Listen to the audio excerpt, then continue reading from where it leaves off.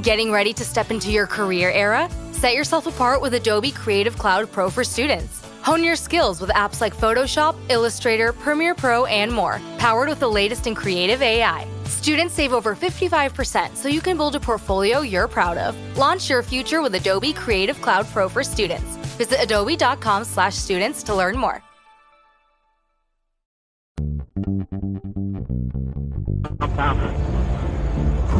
Combat, it's killing. That's what it is. And it's done in an environment that is often as difficult as you can possibly imagine. Extremes of climate, it's uncivilized, and women can't do it.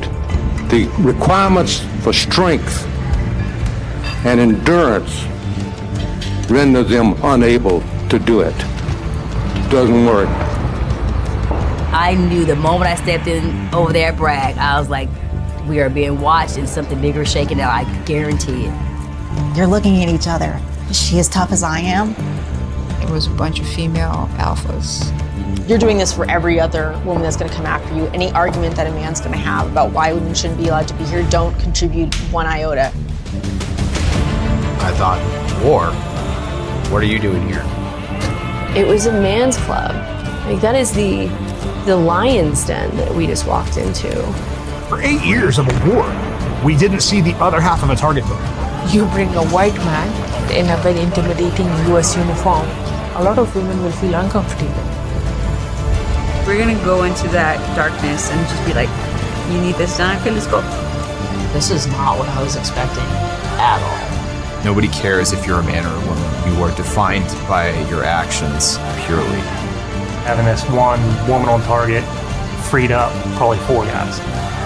I would have liked to have seen that play out a little bit. I start to wonder if you're there too long, if whatever gains you made start to erode themselves, and soon you leave in the same place you started. What does winning look like? War's not stopping. How long has America been around? How many wars we been in? Conflicts? Only thing changes is the date.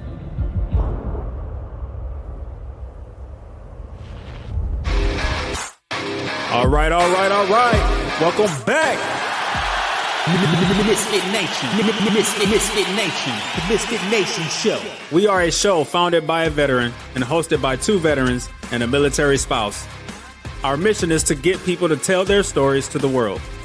If you're an author, share your tips with the Misfit Nation. If you're a musician or an actor, our audience need to know how they too can get into the business. Coaches, we love our coaches. Come on and share your tips with the Misfit Nation to help them become better versions of themselves. If you are a corporate leader or an entrepreneur, come on and show how you did it and how hard you have fought for success. If you are a veteran, first responder, or Gold Star family, we would love to have you come on and share your story with the Misfit Nation. We always have time for you. If you're feeling down, alone, or starting to see the darkness, stop. Think about those who are around you. You are not alone. You will be missed. If you feel like your problems will be a burden to those in your inner circle or feel embarrassed, dial 988. If you are a veteran, take option 1. We need you to keep pushing forward. Don't make a permanent solution to a temporary problem. If you are a new listener, welcome to the Misfit Nation Show. Be sure to subscribe to our show on your favorite podcast app. Also on our YouTube channel at @the_Misfit Nation. Subscribe and click the bell to keep you up to date on our latest episodes and all of our news. You can also find us on Heroes Media Group and About Face Radio. Now, let's get to the show!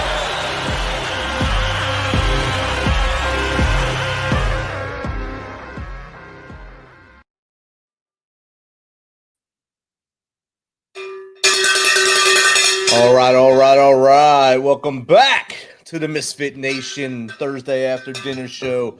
It's great to have you here. We should have no conflicts with us tonight, unless you're an NBA fan. There's probably at least one game on. We have a new Pope, so you don't have to watch the election on that. If you bet on the Pope and you bet the top 2 picks, you probably lost. I put my money on the Filipino candidate and lost, of course, since we have an American Pope now for the first time. But besides the point, we have a great guest tonight. He's a former Marine with an unbreakable mindset who has battled through life's toughest challenges, including a near-fatal accident that earned him the nickname a real-life Wolverine. His lifelong commitment to strength training didn't just rebuild his body, it fortified his mind and spirit. That strength allowed him to show grace to the intoxicated young man who hit him, offering a second chance instead of vengeance. As a coach, speaker, and mentor, he helps men develop the resilience, discipline, and leadership needed to forge their own legacies. His mission is simple: build stronger men, stronger families, and a stronger future. So without further ado, let's welcome Brandon Mancine to the MisFitNation Show. Welcome, Brandon. Hey, thank you so much for having me, Rich. How are you? Good, brother. It's great to have you here. It's great to have the real-life Wolverine on the show. And it's not often we have a Wolverine come on our show, and actually, this is first time for everything. Exactly. This is the There first we go. time. I gave a brief introduction on you, Brandon, there. If you don't mind, tell us a little bit more about you from as far back as you want to go, when you started in the Marines and what you've done since. Yeah, sure. The summary of who I am a believer, man, husband, father, coach, looking to grow in each of those roles as best I can. Went in the Marines out of high school 4 days after graduating high school, as a matter of fact. And I always joke it's the best mistake I ever made. That, growing up, I had a lot of people saying, oh, high school's the best years of your life. Don't get out of it too quick. And I just remember thinking, like, this can't be. Like, you're telling me it's all downhill from here. And they were like, well, don't go off so quick. Enjoy your summer. Why do you want to leave right after graduation? And that summer I was away at boot camp. I had a lot of friends fall into one or two categories. They were either dying or they were going to jail. So I likely would have been in one of those two categories. So again, the best mistake I ever made. It probably saved my life. And to high school being the best years of your life, I'm 47, turning 48 in 2 months. And I just now think that every era I've lived through has been the best years of my life. And I look to continue that streak going forward. I think that's an awesome way to look at it. And if we live for today instead of worrying about what the past was, and just keep living today to the fullest, everything you do will be the best thing you do moving forward. I think it's man. Great mindset. You nailed it. Yeah, 100%. So you started coaching, of course, and of course you had a very bad accident. Yeah. So I was in the Marines from 96 to 2000. Went into the infantry, became a machine gunner. Had the opportunity to try out for Fast Company. For those not familiar, Special Operations Group out of Norfolk, Virginia. Served with them, and it took everything I had to keep up with the guys in that unit. And so I always stated as I spent the late 90s walking the earth with some of the baddest men on the planet, and I'm still in touch with a lot of them. Went to Kilo 32 after that. Went to the Middle East with Fast, and then went to Japan with Kilo 32. Met some great guys there. Got out in June of 2000, and those 96, 2000, that time in the Marines and the guys I served with, it absolutely was a critical time in my life that helped really form the man I am today. But as I'm sure, a lot of your listeners are familiar with, it beat the hell out of my body. So I grew up in Pittsburgh, didn't want to go back there. Some of the guys I served with didn't want to go back to their hometowns either. So we all kind of landed in Norfolk and joined a YMCA there for my gym, and a couple of us joined there. And there was a trainer there named Alex. Did I lose you? I got you. All right. There was a trainer there named Alex who came from a Marine Corps family. He wasn't a Marine himself. So he heard a bunch of Marines join, and he offered to take us through our initiation phase, like the first couple of appointments. And he said, it was because he loved Marines. And I'm sure there was that aspect of it, because he would always tell about his brother who was currently serving at that time and his dad who is retired. But I'm sure there was an aspect that was like, I need to make sure these guys aren't going to tear the gym up, because Sometimes Marines have that reputation, right? What? Yeah, I know. Dude, no, don't say it ain't so. But in in going through there, I remember him asking me questions about like injuries and stuff like that. He was asking if I was planning to run a 5K, and I couldn't squat. I couldn't run more than 50 yards without my knees just being in excruciating pain. And then he asked me a question that I just never considered. He's like, "Do you want to be able to run again?" I said, "Sure," but the doc when I checked out was like, "You're going to make it to 30 or 35 before you're going to have knee replacement." So Alex was the first guy that kind of taught me exercise and nutrition properly applied are regenerative therapies to strengthen your body, literally to spur healing on and to increase your capabilities, right? Not just the Rocky montage of beating the shit out of your body. So we figured out a plan where I could work with him, and 3 months later, not pain free, mind you, but I could run 3 miles. So yeah, man. So that kind of I was in after that. He helped me get back into shape where, after we get out, it's we all take that time, or most of us do. Maybe y'all didn't, but take that time where we get out of shape, but he helped me get back into it. So then went and got certified, got a personal training certification, started working at different places. And then really early in my career, I was very fortunate to have some mentors that taught me like just because this is when CrossFit was again, the early 2000s, CrossFit was first becoming a thing. Everybody was standing on top of Bosu balls and, stability training and functional training is what they were calling everything. So these guys were like old school in strength conditioning, and they were like, look, if you have clients that want to do that, right, that's their goal. It's important to them. So help them do that in a safe and effective manner, but make sure that you are making them better athletes for their sport. And for most people, especially parents, busy professionals, it's the sport of life. Mm-hmm. So I came up with my 3-tier goal system there.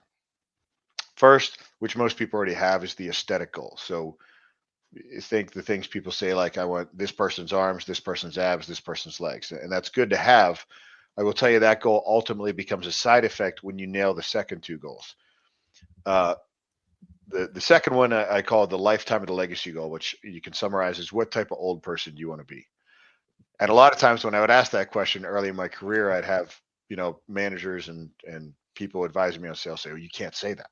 People don't want to think of themselves as old. Don't make them think of themselves as old. And my reply is, well, what's the alternative? Like, getting old is the best thing that can happen to you, because if you don't, you're not here anymore, right? So it's making sure you're in control of how you age. So for me, my lifetime or legacy goal is, right now, I'm, like I said, 47. I have a 6-year-old son, and my daughter's about to turn 4. So I was a late bloomer. I'm an old dad. When they're around 20, I'm going to be in my 60s. And at that point, I want to go on some sort of adventure trip of their choosing. Right. Hike the Appalachian Trail or the Grand Canyon, or climb Kilimanjaro, go skydiving, whatever it is that they want to do. I need to be, if I'm going to be ready to do that, then I need to be training for it now. So you have the aesthetic goal, the lifetime legacy goal, and the one that really connects those, and the one that people really helps keep people on track, they get most attached to, is what I call the empowering goal. And that is, over the next 3 to 12 months, what is something that either you can't do right now, or you want to be able to do a lot better. And then we train specifically for that. So for me, I was always a fan of boxing. I started competing after I got out of the Marines, and I got back into shape.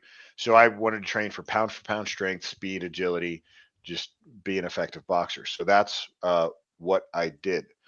And then over my career, I just always worked on pound for pound strength. I wanted to be fast. Like I said, I wanted to be agile. I wanted to be able to hit a bag. I wanted to be able to spar with guys younger than me. And then 2017 came. And that's at the end of 2016, my wife and I decided we wanted to start having kids. we didn't have the best go of it to start off, but we were keeping at it. So that year was kind of rough. And then November 19th, 2017, I was coaching at a couple of different CrossFit gyms in downtown San Antonio. The workout of the day was heavy squats, heavy singles, and then a workout called Power Elizabeth. And I worked up to 405 in my squats. I probably could have got more, but I was just shooting for 405 for that day. I believe in setting a standard, staying what's on the paper, and don't let the ego get the best of you. And then I did Power Elizabeth, and at 40 years old, I was outperforming the 20-somethings in the gym. So arguably in some of the best shape of my life. That was November 19th, 2017. November 20th, 2017, loading my dog up into the back of my Jeep. Some young man comes along high off his ass, driving his dad's truck, hit me and pinned me between the front of his truck and the back of my Jeep and pushed my Jeep forward, hitting the car in front of us. So right leg was crushed. So November 21st, 2017, my workout was taking 10 steps with a walker. Now, when the paramedics picked me up, they assessed the scene. They called my wife, and they told her, we're taking your husband to University Medical. His leg and his hip were broken, because that's what they saw. I still have the rear bumper off that Jeep, and it's got my leg print in it. Wow. Yeah, it's hanging up in the gym here.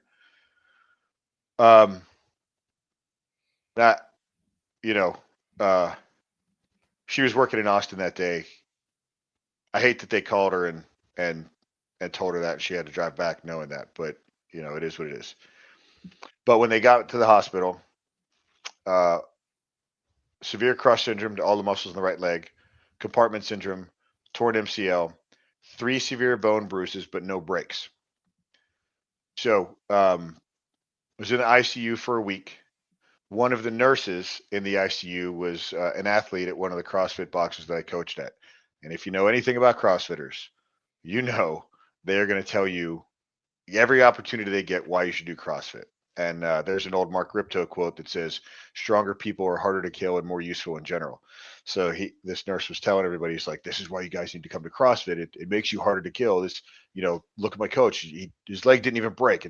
His bones are unbreakable. He's like a real life Wolverine. So that's the first time I earned that moniker. And it was great for my ego, man. My ego was doing backflips for sure. But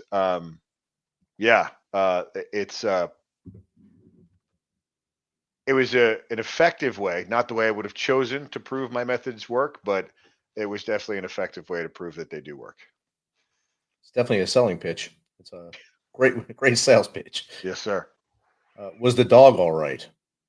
Yes. So Piggy was taking her in for chemo treatments. She has since passed. She passed a month before my son was born.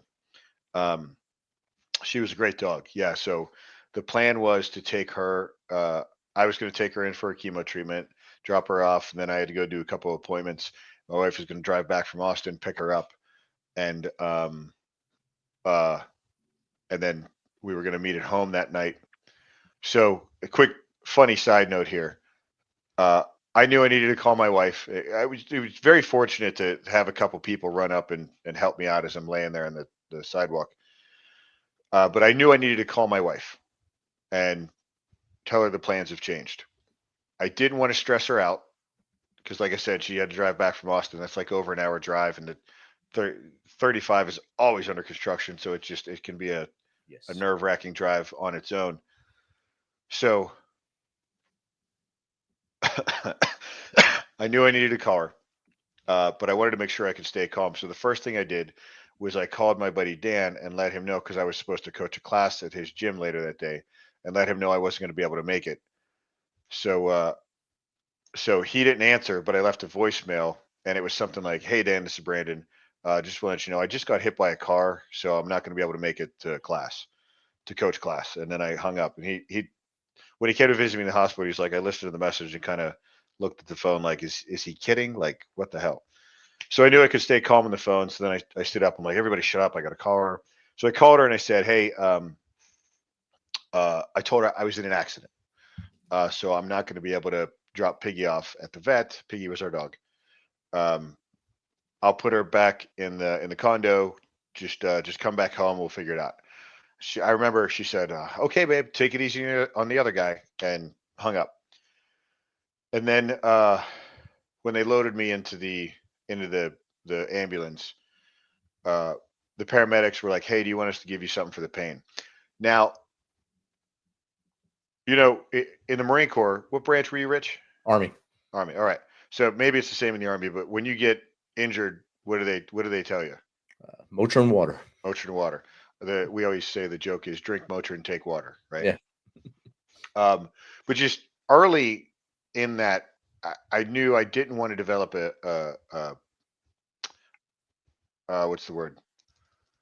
Reliance. What's that? Or like a reliance on it? Well, I didn't want to develop a tolerance. Okay. To like I wanted, so I would always, when people would offer me painkillers, I would say no. I want it to work if I ever need it.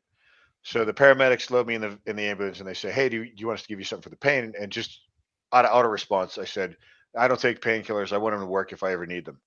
And they looked at each other, kind of chuckled. And the guy goes, "Hey, man, I think this is when you need it." And I was like, "Okay, yeah, you're right." So he gave me something. And then that's when he said, remember, I had already called my wife, and he said, "Hey, we're going to call your wife and let her know. We're going to call your wife on your phone and let her know where we're taking you." And I tried to be like, "Okay, but I don't know. I kind of got woozy." And this is the part that's always hard for me to tell. I tried to skip over this earlier, but it's, he called on my phone. So she saw my number come up. She was probably just starting the trip back. And she answers, probably said, "Hey, babe." And then she hears another guy's voice saying, "This is, so-and-so with paramedics. We're taking your husband to University Medical. His leg and his hip are broken." And I fucking hate that she had to drive back knowing that. So, but she did, because she's a trooper. And yeah, and then she got to the hospital. I was all drugged up and still convinced I was going home that night. So I remember telling her, "Let's just eat pizza and donuts for dinner tonight." And she was like, "Yeah, sure. Dinner tonight. When we get home, we'll eat pizza and donuts." But yeah, but I ended up in ICU for a week. Had physical therapy after that, and then I really dug into how to expedite my recovery as much as possible. So I read everything I could about injury recovery, specifically crush syndrome and compartment syndrome. The two big sources I dug into were Charles Poliquin and what he had done with Olympic athletes and recovery. And then Dr. Rhonda Patrick, who was covering a lot of post-injury rehab stuff at that time. And so I put together a protocol. I was doing sauna multiple times a week, ice baths multiple times a week. Supplements, I was doing like 70, 80 pills a day, like 3 collagen shakes a day, and then going through physical therapy and doing like the red light therapy and all that. And there was one of the physical therapists who, the second time I earned the moniker in my rehab, he said, "You're recovering faster than anybody. You're like a real life Wolverine." So yeah, man, I was a comic book nerd when I was growing up, so I will happily lean into that title. Heck yeah, it's one of the best comic books when I was growing up was the X-Men, the original X-Men. Yeah. Not sort of so much what they've done to them now, but you got to evolve too and let them do things, but I'll still stay with the originals. Yeah, for sure. And like I said, you're the first one to come on the show, so you are our first Wolverine. If you get another one, if you have another one, I think we got to fight for the title. So no, we have to get a friend, Professor Xavier to corral the two. There we go. We need an old man in a wheelchair to help you guys out and see who has the jet to get you back and forth to each other. So, I mean, that's a very amazing story right there. I have a Jeep myself, and I was just thinking about my bumper's metal. I'm not sure if you have the metal bumper or the stock. So it was in 06. So after having kids, I sold the Jeep. I have a Raptor now. It's a little more family friendly. I will get back to own it. I love old Jeeps. And, that's another thing, man. I do have to look at this and understand how lucky I was. Because I had that rear bumper up on that Jeep. I had just cleared it, right, as I was walking around the back. If I had been a foot back, that tire and the front of that truck would have crushed my rib cage. I mean, there's no way I would have survived that. So you've got to look at your blessings. Say you're being a man of faith. You know that someone was looking out for you that day, and yeah, I wasn't at that time, but it's an absolute truth. Yeah. And you can see there's always someone that's out there with that, I guess, the magic pointer to help you get out of the way or be in the way, per se, if that's what's meant to be that day. And even while you were in the Marines, you've probably seen the same thing, especially in special ops. You can't control where the bullets go. Nope. Sometimes they miss you, sometimes they hit you. And maybe it's your buddy next to you, or maybe it's you, but you don't know who's going to get hit when. It's the magic pointer that gets them. You just got to keep pushing forward. Yes, sir. And I think you're a testament to that right now. Coming out of that, a lot of people would have just quit after that, no matter how much in shape they were or not. That would have been the last thing they did. And so that's another part of the story. You often hear it when someone's given advice on like how to get your life together. It's often they'll often throw in there, look, you have to have a fitness aspect to it. Like going back to what I said about, I was very fortunate to have these old school strength conditioning guys, right? I call it, for the everyday athlete, the everyday person, I say get strong and do stuff. Because when you look at the strength conditioning program, there's the 10 physical skills that are put together to make the person the best athlete, not just for their sport, but specific to their position. And strength is one of those 10 physical skills, but the category is called strength and conditioning because the 9 other fall under there. Are you familiar with the idea of the Pareto principle? I am not. Explain it.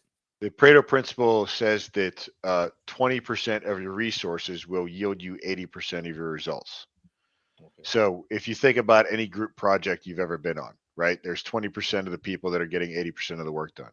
Any office you've ever worked in, 20% of the people are 80% of the productivity, right? The first time I heard this, well, I think it was the book Developing the Leader Within You, or Developing the Leaders Around You. And he said, even if you go to a picnic, 20% of the people will eat 80% of the food. It's like a universal principle, right? So strength is that the 20% that'll give you 80% of your results, right? The strength and the power. So that's why it's called strength and conditioning. So, and people think about, it's just the ability to move more weight, build bigger muscles, and that's part of it. But a proper strength and conditioning program will increase bone density, which again, I've proven, increase ligament and tendon tensile strength. So make you harder to injure, make you harder to kill.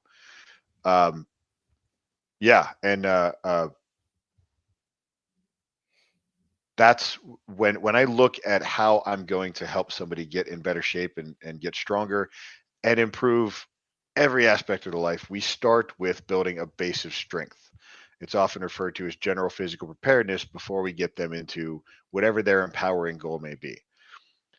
Now, what does that teach you about the other aspects of life? Well, Rich, let me ask you this.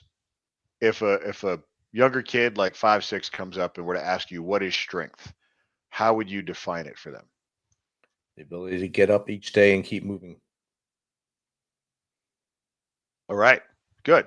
A lot of times when I ask that, and I did kind of prime you for the physical side of it, they'll talk about the ability to move more weight. But strength, as I've come to define it, is the ability of a position or pattern to maintain its integrity under increasing stress or load, right? So in the physical sense, that's squat, hinge, push, pull, lunge, or carry, or even rotate. How much force can be moved or force can be stabilized before that position or pattern gives. But we can take that definition and overlay it to every other aspect of your life. So the ability of a position or pattern to maintain its integrity under stress or load. Do your philosophical arguments hold up to debate? Does your political position hold up to debate? Is it strong? Your relationships, are they strong? Your emotional stability, is that strong? Every aspect of your life does it maintain its integrity under stress? And how do you grow that strength in all those realms? By increasing just a little bit more stress and then coming back and recovering from it. Increasing a little bit more stress, coming back and recovering from it. And that's how you grow your comfort zone and become more comfortable in a multitude of different situations. Wow. Outstanding. And I think the audience is chomping at the bit. They've sent 3 questions in so far. Let's hear them. We'll start with at Grunt Food. After your accident in 2017, what did the healing process teach you about discipline, faith, and forgiveness? And how did it reshape your purpose? Thanks, Grunt Food.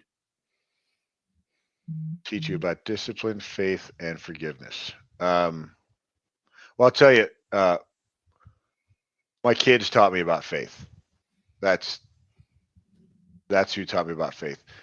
I always joke that having kids is a crash course lesson in theology because, and I didn't come up with this, I forget where I heard it, but you have this thing that comes from you and you want the absolute best for it. And it's like, no, it's not going to listen to you. Right. So, yeah, man. Discipline. It reinforced the value of discipline that had already been instilled in me. Again,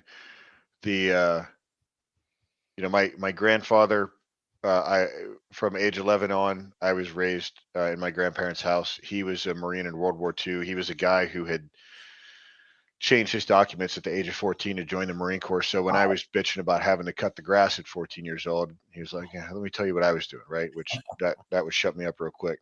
Some amazing teachers I was very fortunate to have that just did not put up with any of the bullshit that teenagers would throw at them, which unfortunately I don't think a lot of teachers today are allowed to speak or act towards students the way they did towards me and my knucklehead friends.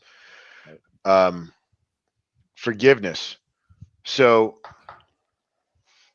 if we want to talk about the crossover between faith and forgiveness, so back in 2000, 2001, somewhere around there, before I met my wife, I was living in Norfolk. I was dating some girl who went to Old Dominion University, so we went to a Christ on Campus event, and there was the part at the end of the service where, they say, if anybody, put your head down, if anybody here wants to give their life to Christ, raise your hand. And I was fully expecting to raise my hand and do it, and for some reason I was in probably maybe 10 pounds heavier with muscle at that point, young, 23, 24, somewhere around there, in great shape. So I was the new guy in the crowd.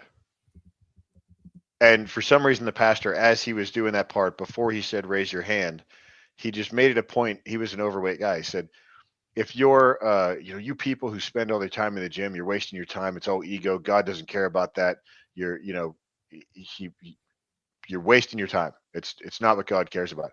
And I'd thought about all the things in my life that I'd been through that the pursuit of strength really helped me get through and taught me lessons to help me get through it. I was like, I knew the idea that this is my temple. So I just couldn't agree with what he was saying. So I didn't raise my hand. And if I'm being completely 100% honest, I have found that attitude in Christianity a lot. And now I take full ownership for decisions I made. So I'm not saying I was pushed out of Christianity. It made me more resistant to accepting Christ for a number of years.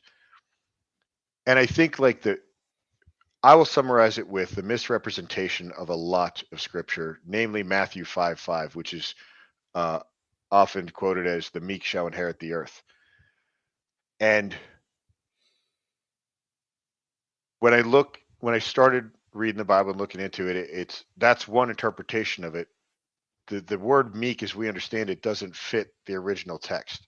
The original text, I think, is better translated as the humble or the gentle shall inherit the earth. Now, what does gentle mean or humble mean? Well, if I have a little kitten and it's just like 6 weeks old and it's been declawed or whatever, and it's like swatting at my face, that kitten's not gentle. It's trying to kill me. It just completely lacks the tools. Right. Right. So you can't be gentle unless you're capable of not being gentle, to put it as nicely as I can. Right. So with that young man that hit me, he was high off his ass driving his dad's truck, his dad's uninsured truck. And so I remember like when I got hit and all the vehicles shifted forward, then he bounced back and I saw my leg come out of there. I remember leaning up against the Jeep, looking back, and the only way I can describe the way he looked is if you were trying to make fun of someone who was too high. Like he was literally swatting the birdies away from his head.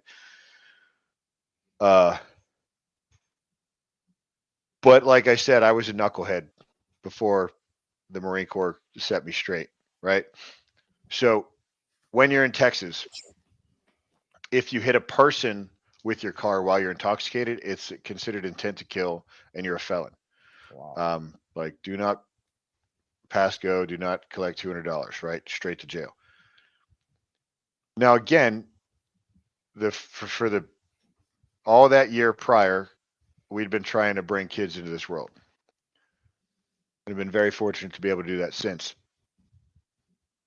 So my first thought is, yeah, fuck that guy.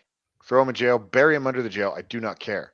But it was like, what was it, 5 years or 8 years, something like that. So I remember thinking like, because all I could do was sit there and think.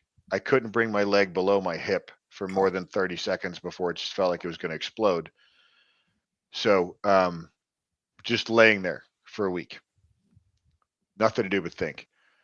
Well, what's the most likely scenario of him if he goes to jail and if he gets out, which he would, he's going to be a better or at least a more effective criminal. Yep. And he's already a wrecking ball moving through the world, this world that I want to bring kids into. Right. Well, I've had deferred adjudication on tickets before.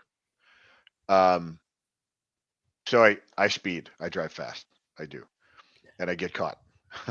And then I go to court and the judge You're not says, good at it. Right. The judge says, I'm pretty good. I haven't, I still have my license. But the judge will say, take this course and, you're magically a better driver and this ticket never happened. So when I got to meet with the DA, I said, hey, can we do deferred adjudication on his felony status pending a successful 4-year enlistment, Marine Corps infantry only, honorable discharge? And I was told that's unconstitutional. And for the life of me, I don't understand how that works. Giving somebody a second chance through service to their country, unconstitutional. That makes no sense to me.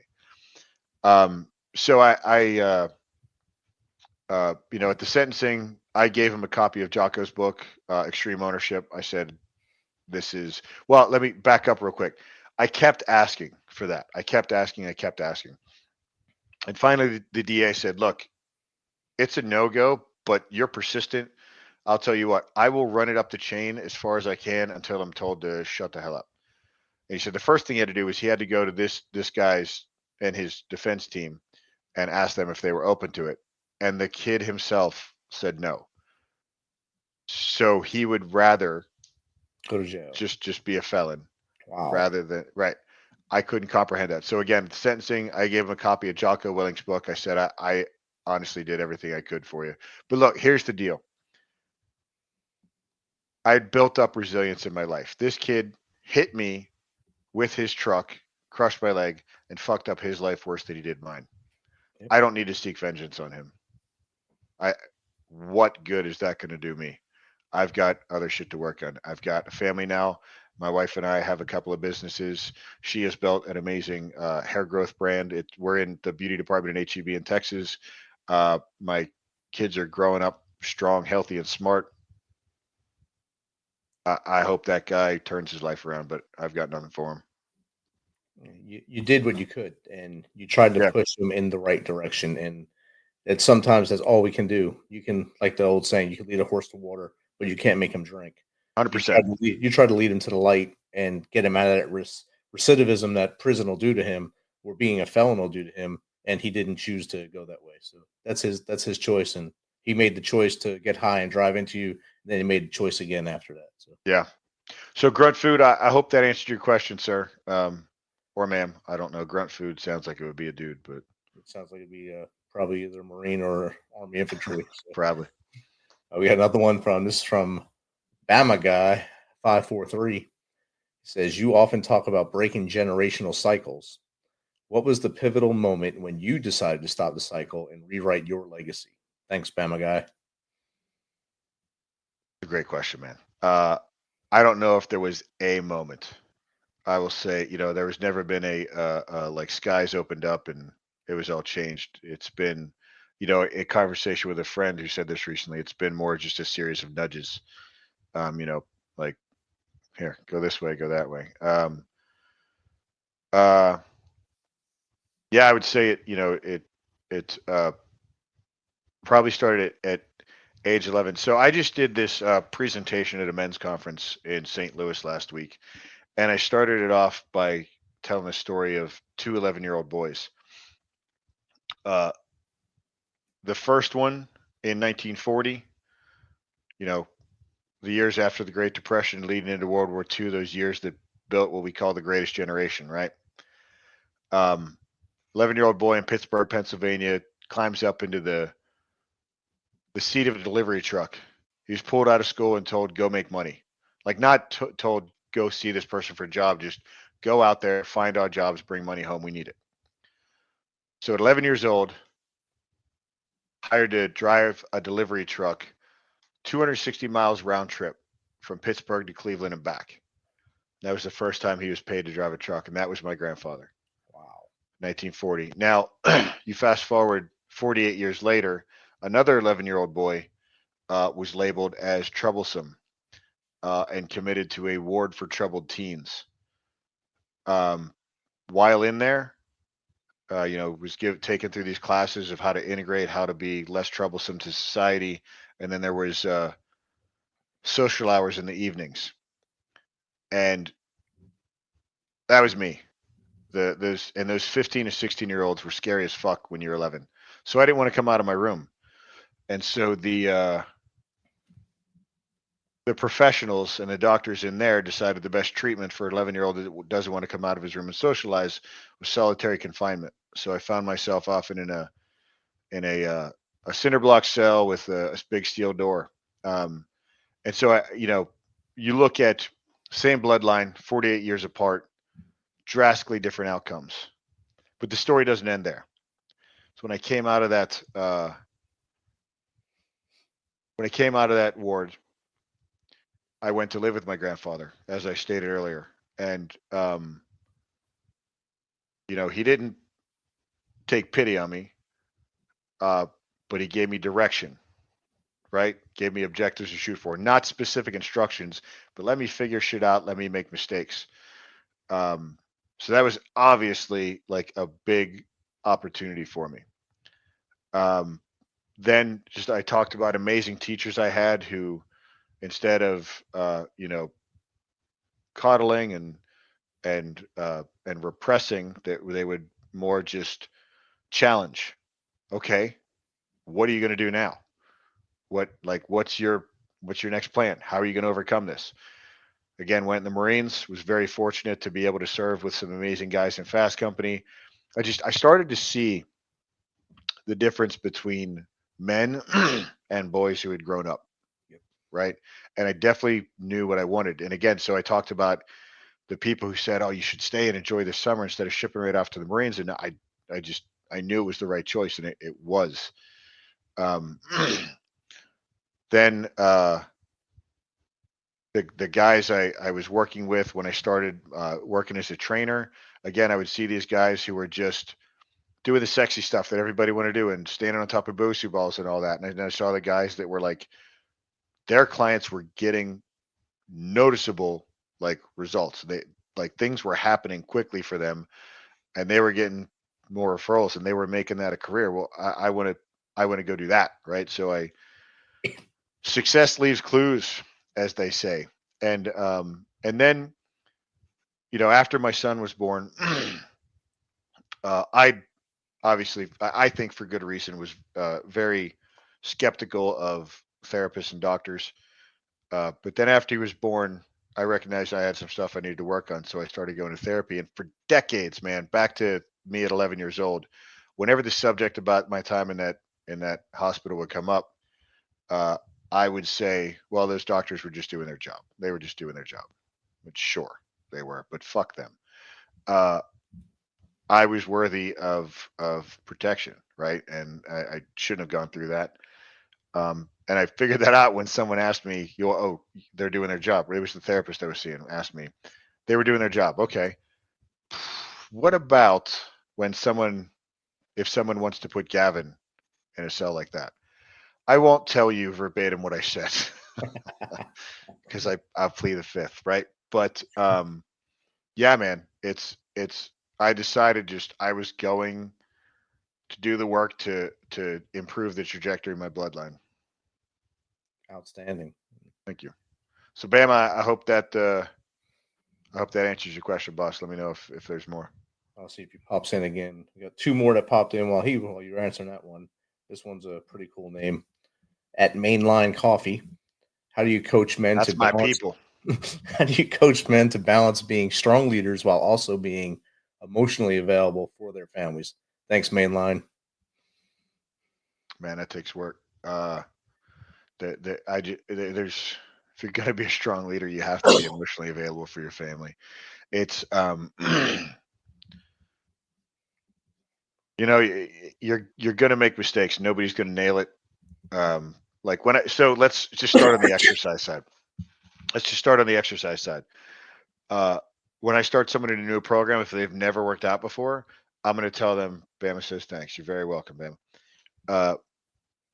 If they've never worked out before, I'm going to tell them, all right, the win this week is getting 50% of your sets done, 50% of the work.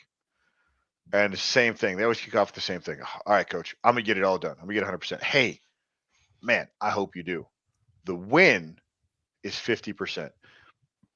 You know this, Rich. When you're trying something new, life is going to test you to see how bad you want it.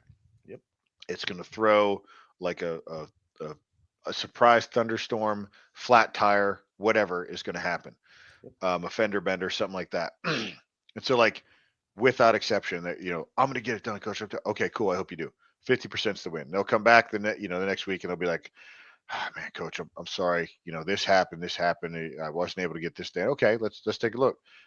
Man, you got just over half done. Good job. I told you that's the win. They're like, okay, all right. This week I'm gonna get it all. Okay, cool. This week, 60% is the win, right? And we walk that up. And look, even when everything's going great in my life, 85% is the win for me because something's gonna come up.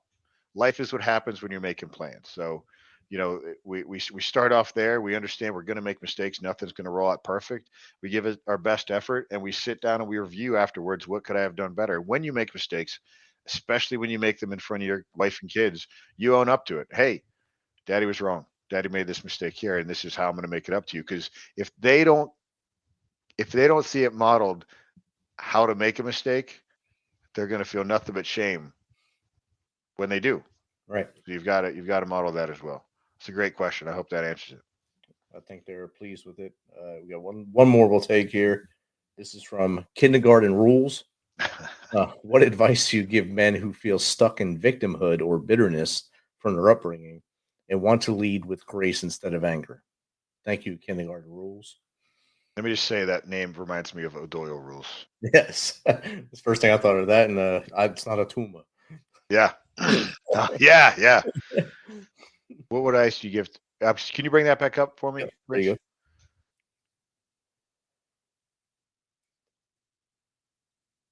Man, you've got to let go of it. Yeah. It's so easy to say. I get it. I know. Kindergarten Rules might be yelling "fuck you" right now to that answer, and I get it, man. But you've got to, I would say, seek some help there. That's there's because you can You can sit and dwell in whose fault an issue is. Right. But this is a rhetorical question. If it's going to get fixed, doesn't matter whose fault it is, whose responsibility is it, right? And you can't. That's the message I was trying to send to that the kid that hit me with giving him Jocko's book, Extreme Ownership. It's yeah, that's where you got to start. Definitely, 100%, and that's the only way that you. I mean, it's easy to say it. It's easy to say you got to let go of it, shake it off, but you got to put the work into. You got to seek help and try to. I'm so glad you said that. I understand it is extremely easy to say it. It is. But it's like, I had a guy come to me one time and he had worked with a coach before and he was like, he just kept telling me to be more resilient. So I thought I'd reach out to you. And I was like, fire that, like, don't ever, like, that's the worst advice. You be more resilient, because people have told me, like, when I shared a lot of my story at this summit last weekend, and they'll say things like, "Oh, it's such a cool story you have." It is now, right? It sucked going through it, right? But that's I'm sharing it to help people understand they're not alone in this. That the broken past does not define you. Like I said, people were telling me, "Oh, the high school is the best years of your life." I feel for those people, man. I feel for those people that view life like that. Every era I've been through has been the best years of my life, and like I said, I'm going to continue that journey. I refuse to have that not have that be true. And that's the best way to live, right there. And always live for today and be your best every day.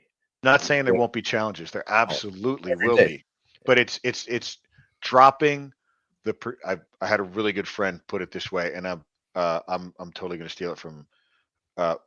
Ryan Michler said this. I think he stole it from somebody else too, though. Dropping the pursuit of pleasure and picking up the pleasure of pursuit. Nice. That's a good one. That's a real good one. If you see going across the bottom of the screen there, this is something we say on the show all the time: stacking victories. Stacking victories. There you go. Every day, start with, just like Adam McCraven said, make your bed. That's a win right there, because you're going to have setbacks every day. Every day, something's going to go wrong. Learn from it. I have a buddy. Yeah, I have a buddy who, the thing he brags on is he doesn't make a big show of it, but every time he brushes his teeth, morning and evening, he tells himself, "Good job brushing your teeth like that." He just always talks himself up in the little things. And I remember the first time he told me, I was laughing about it. And then, like, the next time I brushed my teeth, I remember thinking, I did a good job there. And I felt good for saying it, right? So if that works, why the hell wouldn't I do it? Stack victories. I like it. I got the back teeth today. It's good. I'm learning to get the back teeth so the doctor stop yelling at me. Good. There we go. All right, Brandon, we've went through a lot of stuff here in our 50 minutes. What's the best way for the Misfit Nation to get in contact with you if they want to just chat with you like we are, or maybe learn more about you? Yeah, you can go to my website, BMF Coaching. Brandon Mancine Fitness is the name of my company. BMFcoaching.com is my website. You can find me on Instagram, BMF Coach Brandon Mancini, or a real life Wolverine. I've got 3 IG handles on there. Oh, and then I know you had the 5-day challenge opt-in as well on the pod match. I'll share that as well in here. Yeah, you go to the website. I've got my 5-day bulletproof core challenge. There's a metabolic quiz you can take on there. When is this coming out? It's live. It'll stay on YouTube forever, and then on audio, it'll come out probably in August. Oh, we're live. Cool. Awesome. Cool. Also, I mentioned earlier my wife's company, if you're in Texas, Hair XT, we're the all-natural drug-free alternative to products like Rogaine and Minoxidil. If you're in Texas, we are in the beauty department in HEB. My wife launched that company in 2011. She has done amazing things for people. So, is she going to expand outside of Texas, or staying with that foothold? Well, you can buy the website as well, hairxt.com. Yeah. Awesome. That's outstanding. And before we let our guests leave, we always ask them this one question: what's 3 things the Misfit Nation can start doing tomorrow to be better humans?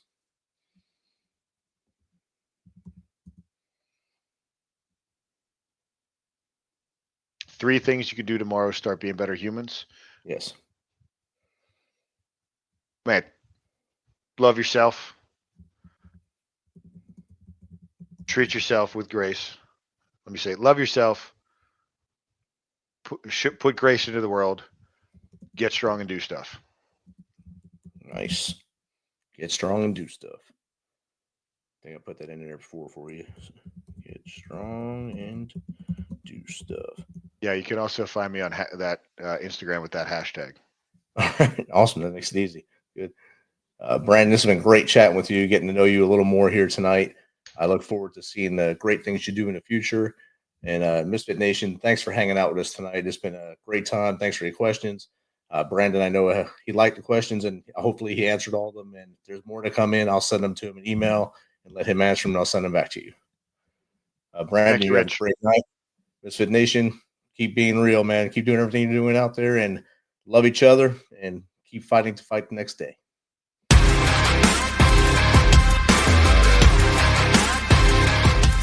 Thanks for checking us out and being a part of the Misfit Nation Show. Don't forget to visit our website at themisfitnation.com. That's themisfitnation.com. Check out all our past episodes and get some of the great Misfit Nation gear for you and your family. As always, be humble, stay hungry, and keep hustling, because we are Misfit Nation. Misfit Nation.